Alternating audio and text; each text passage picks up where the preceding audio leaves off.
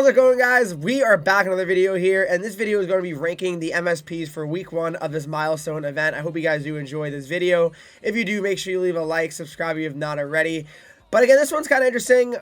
There's some good cards, actually. I'm a fan of them. One thing I also want to mention is I feel like this Phil Kessel card, you can't make it, right? So I don't really want to give it a ranking. Let's put it like this, guys.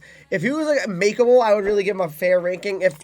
I guess I'll just say he'd probably be my third one I'd make if you were able to, but you can't make him, so that's kind of the unfortunate part of Phil Kessel. So I'm going from 4 to 1 on ones that, you guys should really prioritize and shouldn't prioritize, all right? So starting off, guys, with number 4, it is Hillary Knight, okay?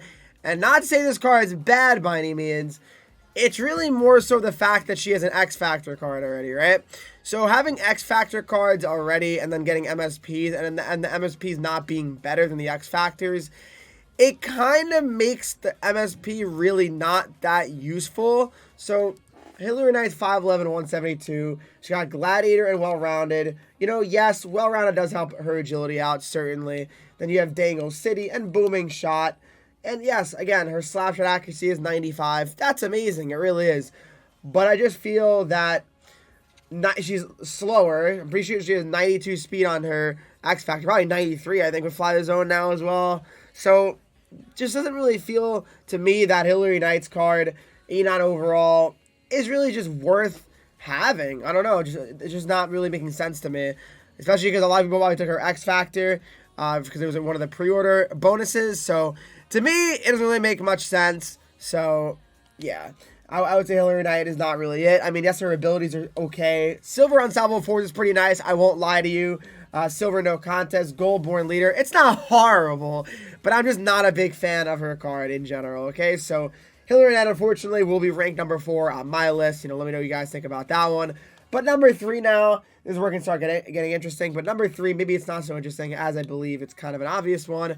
It is Patrick Waugh. Now, you could put Knight ahead of him because, realistically, goalies are so random or hit or miss. I mean, the only reason why I'm giving Patrick Waugh some praise is his abilities look pretty nice. I'm not going to lie. 6'2", 190, left-handed. 7-1 aggression as well. His aggression's very low, which is nice to see. Synergies, again, they don't really matter for a goalie. I mean, I guess if you're just trying to activate certain sins, they can, though. He's got Distributor and Workhorse and Bombarded and Light the Lamp. But yes, I mean, he looks pretty nice. Waugh, he's got Silver, Sponge, Silver, Light Work, and then Gold X-Ray, which I like X-Ray a lot. And I like Light Work and Sponge a lot. I think these abilities are very good. So that's the one thing I'd say about Patrick Waugh. I really enjoy his abilities a lot. And that really has great potential for him to be really good. And why do I really consider Patrick Waugh interesting as well is that I feel that goalies are actually playing more up to their rating this year. Like, Shesterkin's pretty good, right? Like, his base card, and he's only 6'1". I think he's 6'1". What's his name? Vasilevsky is also very good. I feel like goalies... It just seems like goalies are better in this game in general, and especially the higher rating. It seems like that as well. It seems like that. That could definitely change very quickly, but right now it seems like that's the case. So Patrick Waugh, 89 overall, comes in at number 3 on the list for me. I think he's an awesome card. So to me, if you're looking to make a goalie, I mean, if you need a goalie, you can try out Waugh. These cards are really not that expensive to make in reality. I mean, again, I think it costs about 25 collectibles to make these, and again, it's not a lot. It's not really that many collectibles in the grand scheme of things, all right? So there you go, Patrick Waugh, 89 overall. Now number 2, the moment of truth. Who is number 2?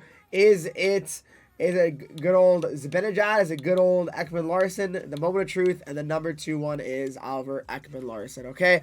Oliver Ekman Larson, 6'2", 201. It seems like this guy gets an MSP every single year. Not literally, but every other year at least. I know NHL 21 he had a card, which is good. I mean, I think OEL is one of the better MSP cards because, I mean, his size is awesome. His skating ability is always pretty solid. But here he is, OEL, 89 overall, 6'2", 201, left-handed shot. They give him synergies of Well-Rounded, Protector, and Bombarded, and Light the Lamp. Wait a minute, doesn't someone else have that? Hold on. Didn't I just see, is that Hillary Knight's exact, no. Who, Well-Rounded, who has Bombarded too? I think, does Waugh? He does, yeah. Bombarded, Light the Lamp, huh? Why is Bombarded and Light the Lamp such like a common theme, I guess, for these MSPs? Interesting. Well, anyway, back to OEL. Yeah, so he's got Protector, Well-Rounded, and Light the Lamp, and Bombarded, so it helps his shot out and some of his balance out. Also, 89 acceleration, 91 agility, 91 balance, 93 endurance, 89 speed. So, I mean, certainly solid. I mean, you definitely can't deny that. Certainly solid stats there. Shots excellent at 87, 95, 83, and 93 for a D-man.